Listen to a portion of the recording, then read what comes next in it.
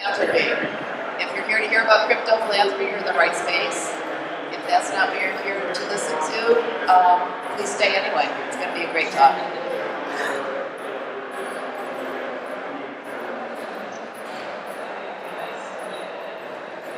So we've had a little bit of trouble with the sound on this stage, so if you are having trouble hearing, you might want to move up and be like in front of one of the speakers.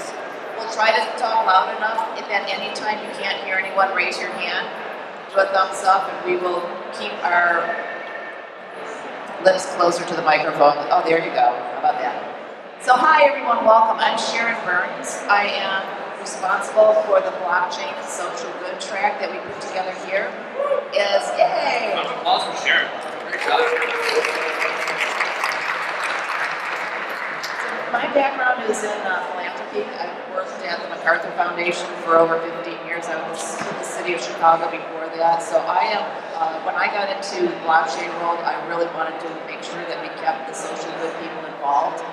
And when I got involved in this conference, I was able to say, hey, let's have a social good track. So that's how this all started. I've got this great team of people here today to talk about their projects in social good, specifically in philanthropy. Because you are all aware how blockchain works, we have all of these new ways to do philanthropy. So I'm going to have each of my panelists describe or introduce themselves and talk a little bit about their project. Then we'll get into questions. My name is Danny Johnson. I have been in crypto since 2013. In 2014, I was fortunate enough to meet some amazing people in the space and co-found a project called Bitcoin, which, if I could summarize it, in the shortest amount of words, be a blockchain-based donation platform for social impact causes. I've since kind of evolved into lots of other projects, the blockchain project, and a couple others in the space. My name is Rachel Cook. I'm the founder of Seeds. Seeds allows you to ask the blockchain for monetary help and receive it as a gift with no strings attached. So it's sort of like a distributed GoFundMe. But the idea is that anyone can redeem a token to ask for anything so long as it's legal. So, we've had requests for one guy redeemed a token to ask for money to fix up a car to give to his sister because she didn't have a car. She's relying on public transit in Atlanta. It's like stuff that kind of falls into this gap that isn't going to necessarily find resourcing in other places. And when someone redeems a token, we then show that request through about 30 apps that are using our front-end products. It pops up kind of like an ad, and it invites users of those apps to contribute $1 or $2 to that request, which makes people like 60% more likely to start spending in those apps. So the social good mechanism happens to be the most effective way to get people to spend in apps that exist, which is this encouraging thing about humanity. We take a cut, the app gets a cut, and then we just give the funds to the person requesting. So it's like, I feel like nonprofit and for-profit things are needlessly binary. This thing is trying to transcend that divide to do something that actually creates more value for everybody involved. Thank you, Rachel. And my name is James Galvin. I represent Waves Platform. So it's a token creation / decentralized exchange where you make a token and it goes immediately on the exchange, so you don't have to worry about gatekeepers. And so one of my focuses is how can nonprofits now affordably create their own token? Why do they want to create their own token? So I share with them how to create their own token, very simple, but then more importantly, what to do after you've created your token. How do you raise money for your small nonprofit using a token? And I also work with and have spoken with different companies on ICOing that are focused on social utility as their end business goal. So whereas a venture capitalist, when they invest into a firm, all they really care about is return. And so ICOs have the possibility of reaching out and raising money from the end customer. The customer cares more about social utility and what it's doing for the environment and so on and so forth. So I'm sure it's going to happen later. Thank you so much. So now that everyone in the audience has met the panelists, what I'd like you all to start thinking about is questions that you'd like to ask. Because I can ask a lot of questions, but I'm sure that if you're in the nonprofit sector, you have some very good questions to ask. And what we'll do is we'll ask people to line up over here, and I'm going to turn the microphone around so that people that questions can be heard by the audience instead of trying to repeat them, because that hasn't worked so far. So my first question is, can you, each of you explain, kind of briefly so the group here gets, about the new form of philanthropy that's been enabled by your platform?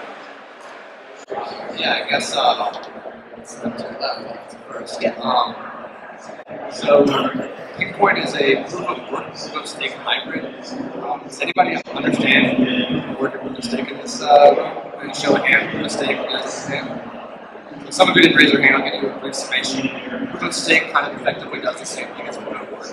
You're leveraging your computing power of your laptop or your desktop computer to effectively do the same thing that a miner does. You're verifying transactions between them to help secure the network and exchanging any rewards. So we're leveraging our proof of stake consensus mechanism to reward different organizations, distributed organizations to work with through our Donate for Life platform. Additionally, we allow our users to frictionlessly reroute some of their staking rewards to different wallet addresses, including charitable organizations or our Donate for Life platform. So it's kind of like a one-time donation has a lifetime usage because it's constantly being staked and generating staking rewards. So we just wanted to create some new innovative technologies, thanks to Chairman Benedict over here, that allowed us to help organizations that can use funding 24/7, 365 in a different way, utilizing blockchain technology. Thank you, Yanni. What was the question? What new form of philanthropy is enabled through your platform? What I hope long term is we can transcend the need to kind of a half-baked philosophic idea. I feel like we grow up, we go to school, we're conditioned to think that we need to learn skills to fit ourselves into jobs defined by external entities, and that can't possibly be the best fit for what an individual is supposed to bring to the world, I think. I've been fortunate because I didn't have a kid at like 19 or whatever. I was able to start on this path and be really broke for a long time to create a job that happens to be the best fit for me and then it's out there. And everybody should have that ability, that platform available to them so that they can do that. And the block is primarily money and time, I think.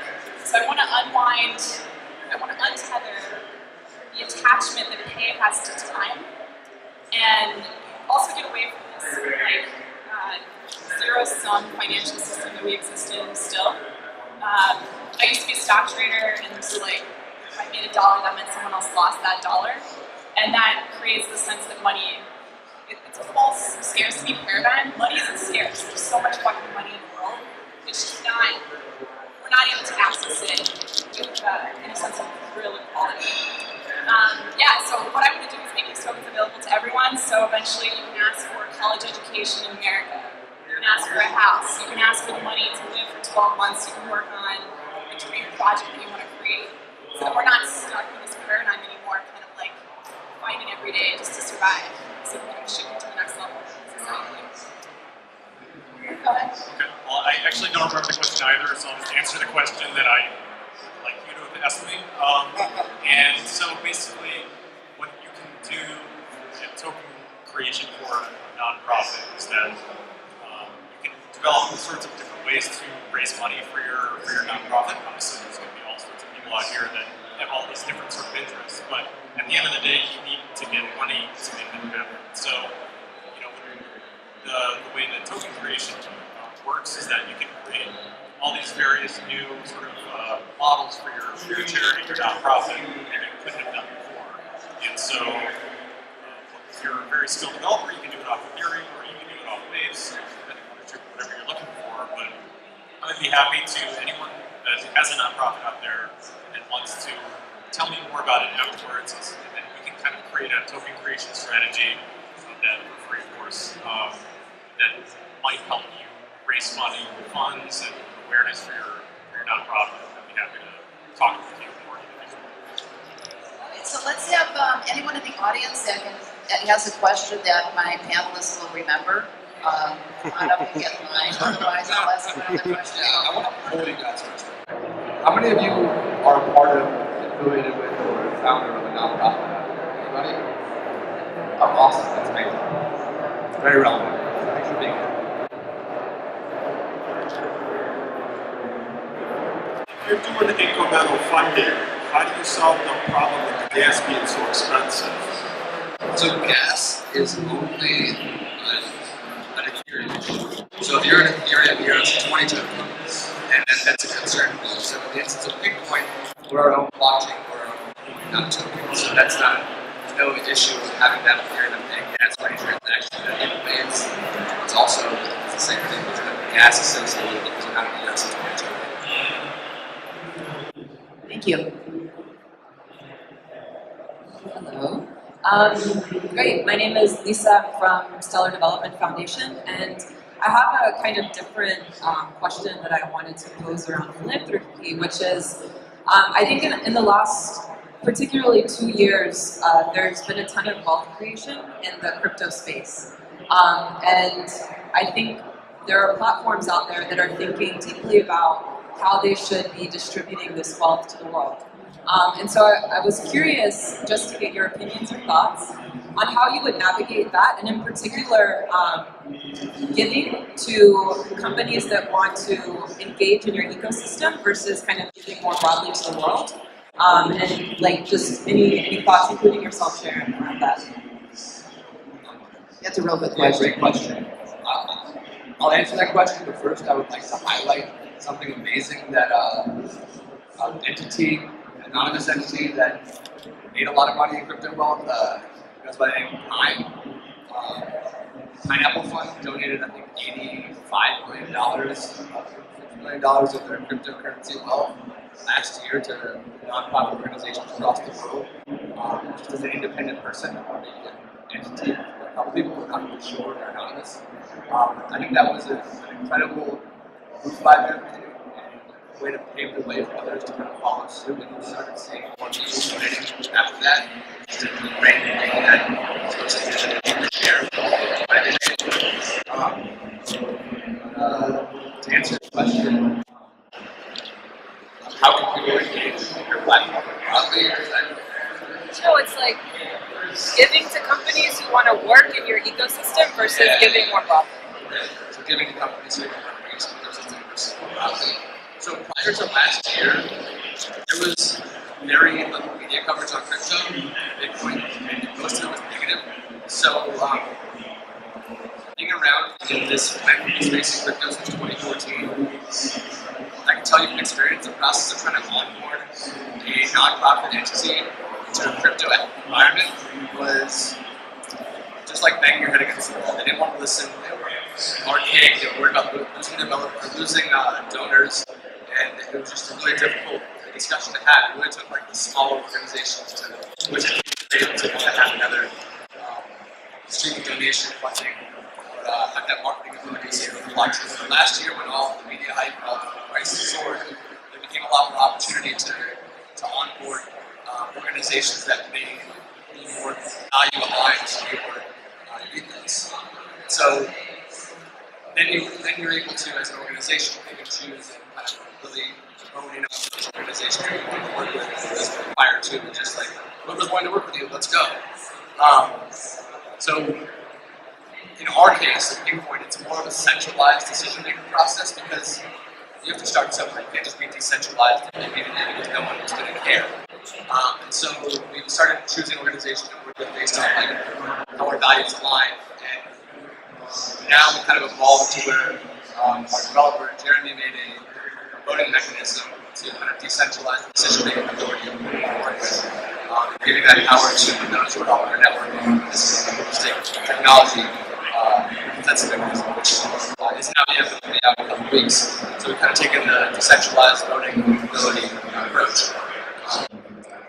All right, so the question is, I remember it this time, how do you get the crypto millionaires to open up their wallets for the nonprofits? Any ideas on that?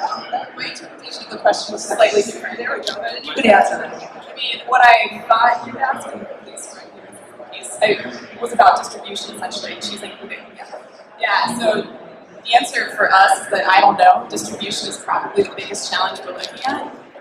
In our case, I want to make sure we're not just getting the tokens to the crypto knowledgeable at this stage, and we're really focusing on getting them to women, and particularly women of color. We're also looking at this from an international standpoint. So what we've been doing so far is trying to be so intentional in terms of the request for help that we granted to date. Like, for instance, one we did recently was a guy in South Sudan who wanted $500 to open a hygiene stall at his university. So we did that knowing that he'll then tell his friends and they'll become aware that this platform is available. That said, it's really fucking hard if you're in South Sudan to like get on my crypto and like send it, whatever, right?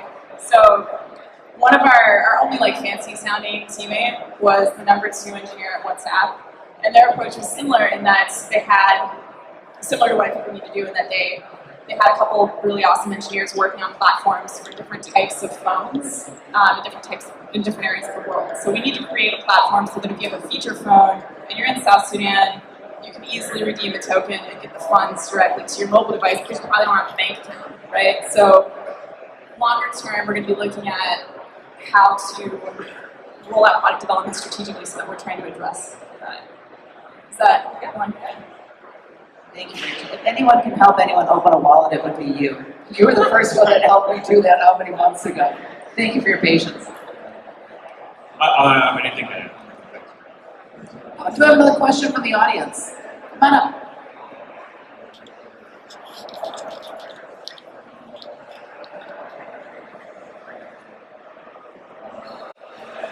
I'm a nurse and I have an app in the App Store, and my favorite pet charity is Special Olympics. And I have a spot where I'd like people to make a donation because my app is free. And I was thinking if they would sponsor like a student who participates in the Special Olympics, would they get a token and then could some of that money go towards the Special Olympics Foundation? Okay. Oh, well, I mean, I guess it would depend. Thank you. I think the token would have to be redeemable or something. So you would have to, like, an autograph with X amount of tokens gets you this amount of access with the organization or with an athlete or something. That if they acquire, you just kind of figure out your schedule for what actions they take, lead to what tokens are distributed, and then what are the tokens worth to that end person. It's a very complex question, but to figure out, we can always answer it offline. Yeah, it kind of has to be pegged to something that can be translated with monetary value in order for it to be redeemable in some capacity, which will help the organization and the athlete themselves. Otherwise, you just have a token that's valueless, created on a blockchain that's floating out there, and there's not really any use case for it or redeemability other than it's a collectible item. Or if you want, you could just take a seeds token and ask for money for the Special Olympics and source it for you. Give it to you. So we kind of heard 3 different ways of helping the Special Olympics. I hope that was helpful. How about another question from the audience? No? All right, so my one last question is, what do you see in the next year for your platform? Going into the future, what are your next plans? Rachel goes first. I'll go first. Yeah, so we've granted 7 requests for help from token holders so far. Next year, I'd like us to hit 1,000 if we could. So that's kind of the curious sort of answer. There is a lot that's going to have to happen to make that reality in terms of product development, but yeah. It's a good goal. Jokingly, Waves obviously does much more than just helping nonprofits. So pretty much increase the participation of nonprofits in the token creation space, because you don't have to pay hundreds of dollars to facilitate a developer anymore. You can just create it in 15 seconds. So in just having more nonprofits being aware of how can I benefit my members so that my members participate more in my nonprofit. So spreading the awareness, that's basically what I do all the time, and having it become more aware as a way to raise money for nonprofits. They're very direct, applicable, not in the future, raising money now to help your goals. And so for Pinpoint, I kind of touched on it briefly a minute ago, but implementing these voting mechanisms to decentralize our decision-making process, each organizations that we do, to and that would help. That would probably be a major one. Additionally, we have a change to our flash proof of stake consensus mechanism so we can distribute the wealth more evenly in our proof of stake reward structure. And then I mean, it's all about adoption, right? Like if you can have more organizations that you're working with, more charitable organizations onboarded, and have more people contributing to the network through proof of stake, holding those coins in their wallet and helping authenticate transactions and getting rewards and then distribute them to organizations, then everyone's kind of prospering together. So onboarding more organizations that we partner with and then onboarding more people that are going to contribute to the network of staking holding coins is always the main goal in what we're doing. So I would like to throw like a number out there, like just a 50% increase in our user base and onboarding 20% of the organizations would probably be the numerical value of the goal that. I have something to add, if I could, that is relevant for all of us in the sense that I don't know if this will happen in the next year, but our tool works because apps integrate the ability for us to show these needs through the apps, right? And I see this trend coming in which companies are going to be like, oh, we need a social good component, and we don't have that yet. We didn't think about that when building the product and founding the company. So I want seeds to be available so they can just Google, they can Google this and see that our tool can be integrated in 30 minutes or whatever, so that they're a part of this trend that's really important to younger people. So thinking about how to position us so that when that starts to happen more and more, Right. people are there. Good point. Really good point. So I'll close with my next year going forward is I've launched a new project today called Block Data for Good. And it's a data philanthropy platform. So instead of asking people to donate money, I'm asking people to donate their data records. And the data records that I would like to gather are the donation records. So whenever anyone makes a donation to the social good space, to a nonprofit, whether it's a foundation donating a grant to a nonprofit or whether it's a government institution, we want to start collecting all those data records so the social good space has an economic indicator where they are and who's doing what. So I'm starting from scratch with building a community, and that's my next year. So. I don't think Sharon mentioned this, but she is the authority in this space. She was the CIO of MacArthur Foundation for what, 15 years? 15 years, yeah. 15 years, yeah. So she has expertise in this area and knows what kind of impact that doing what she's doing could have. You want data. I want your data. So Give me all your data. thank you everyone for showing up for this session and for coming to the Voice of Blockchain. We're all available for questions afterwards. Appreciate you being here.